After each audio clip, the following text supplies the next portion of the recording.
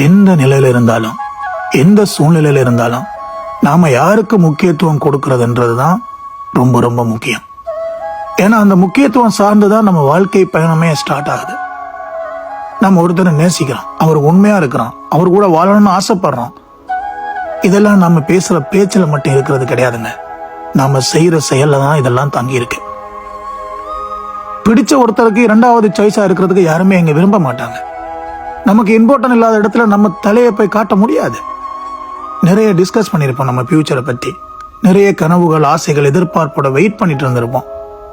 ஆனா இதெல்லாம் நமக்கு இல்ல, இதெல்லாம் நமக்கு முக்கியத்துவம் நமக்கு கொடுக்கல அப்படின்னு நாம உணர்ந்துட்டோம்னா அந்த உரிமையை நாம அவங்ககிட்ட எடுக்கிறதுக்கு தயங்குவோம். அப்புறம் அந்த ரிலேஷன்ஷிப்பை கண்டினியூ பண்றது கஷ்டம், முடியாது.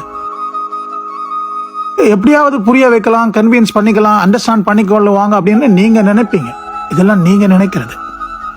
எல்லாமே ஒருத்தர் தான் அப்படின்னு நினைக்கிறவங்க, அதுக்காக காத்திருக்கிறவங்க உங்கள்கிட்ட ஒரு சின்ன சேஞ்சை பார்த்தாங்கன்னா அவங்களால தாங்கிக்க முடியாது, அக்செப்ட் பண்ணவே முடியாது. லைஃப்ல உங்க கூட இவங்க தான் வருவாங்கன்னு நினைக்கிறவங்களுக்கு நீங்க கட்டாயம் இம்பார்ட்டன்ட் கொடுத்தே ஆகணும். அப்படி அந்த முக்கியத்துவத்தை உங்களால கொடுக்க முடியலைன்னா அவங்க கட்டாயம் புரிஞ்சுக்குவாங்க அவங்கள நீங்க எந்த இடத்துல வச்சிருக்கிறீங்கன்றது.